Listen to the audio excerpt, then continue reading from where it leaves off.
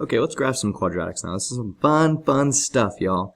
And we're really looking for three key characteristics. We're looking for the vertex of our quadratic function right here. We're looking for the y-intercept, which is very easy to find. Alright, if it's in standard form here, it happens just to be this guy right here at 6. And then we're also looking for the x-intercepts, which turn out to be a little bit more tricky. So let's start out with the vertex. And the vertex here is always found on the axis of symmetry, a vertical line that cuts our parabola right in half. And it's found at with the equation x equals the opposite of b over 2a. So let's take our b value and let's take the opposite of it. So our b value is 5, so we're going to have negative 5, and then we're going to take 2 a's. So a is negative 1. So we've got that the axis of symmetry, darn it, it's not a whole number, that's alright, is negative 5 divided by negative 2, which is positive 2.5. So that's where our axis of symmetry is. So I'm going to draw that. So where does x equal 2.5? There's 1, there's 2, there's 3, so let's go back to 2.5. So this vertical line, our vertex is going to be on this line. And this is the line that splits our parabola in half. Shouldn't be a surgeon, that's for sure. Alright. Let's plug that in now. So let's take our equation. So y equals negative x squared plus 5x 5x plus 6, and let's plug in 2.5, shall we? 2.5. Alright, now take out your handy dandy calculators or your brains. Alright, and what we're going to do is we're going to take 2.5 and square it. So 2.5 squared. And what do you get? So you get y equals, we're simplifying now. So 2.5 squared is 6.25. So it's a negative 6.25 plus, and then 5 times 2.5 is 12.5. And then we're going to add 6. So when we add all those together, we end up with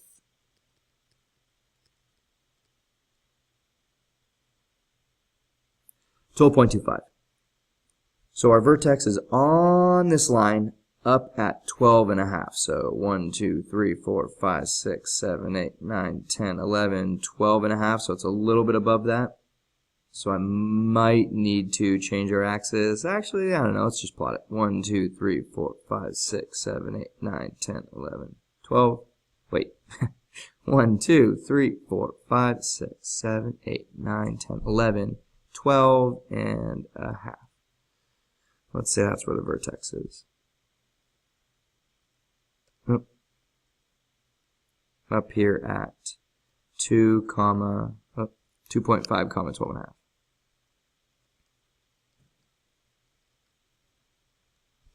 Alright, let's find the y-intercept. Y-intercept is actually pretty easy. It's actually very easy. Alright, it's where does this parabola cross the y-axis here? Where does this parabola cross the y-axis? That happens when x is 0. And if you just look here and I plug in zeros here for x, alright, 0 squared is 0, negative 0 is 0, 5 times 0 is 0, and if I take 0 and add 6, I get 6. So our y-intercept is at 6. It's 0, 6.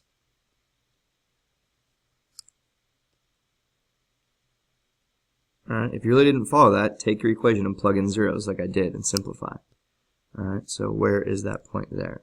So 0 is here, and then 6 is 1, 2, 3, 4, 5, 6. So that's the point 0, 6.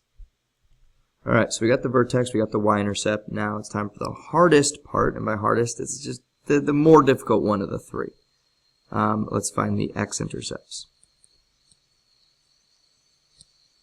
Now, we're asking where does this graph cross the x-axis. All right, that's when y is 0. That happens when y equals 0. So let's just take our equation and plug 0 for y. Plug 0 in for y, and we get y equals negative x squared plus 5x plus 6. Now, you got some options to solving this. All right, the only one we really know now is by factoring. So let's just cross our fingers and hope that this factors. What I'm going to do is I'm going to notice that this x squared term is negative, so I'm going to pull out a negative from everything. And be left with a positive x squared, a negative 5x, and a negative 6. Now let's factor this. What times what makes x squared? I'm looking for two numbers that multiply to make 6, that subtract to make this 5 here. So I'm looking for two numbers that have a difference of 5. All right, that's 6 and 1.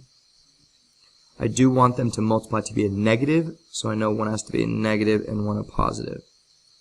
All right, now when I do the outsides, that's 1x, and the insides, that's negative 6x's. They do combine to make negative 5x. Those are the factors I'm looking for. What I know now is that this could be 0. 0 times anything is 0. So either x minus 6 could be 0. So x could be positive 6. Or x plus 1 could be 0. So x plus 1. So what plus 1 is 0? X could be negative 1. Yeah? Yes? Yes? Yes? Okay, good. So what are our two intercepts then? Well, we've got one is at 6, comma 0, and the other one is at negative 1, comma 0. Those are our two intercepts. Let's plot those. 1, 2, 3, 4, 5, 6. And at negative 1. Alright? Now there's one other point we can graph. And because I know that this is a parabola, it's a mirror image of itself on both sides of the axis of symmetry, I'm going to mirror this point across the same distance away from the axis of symmetry. So I'm going to move 1, 2 and a half.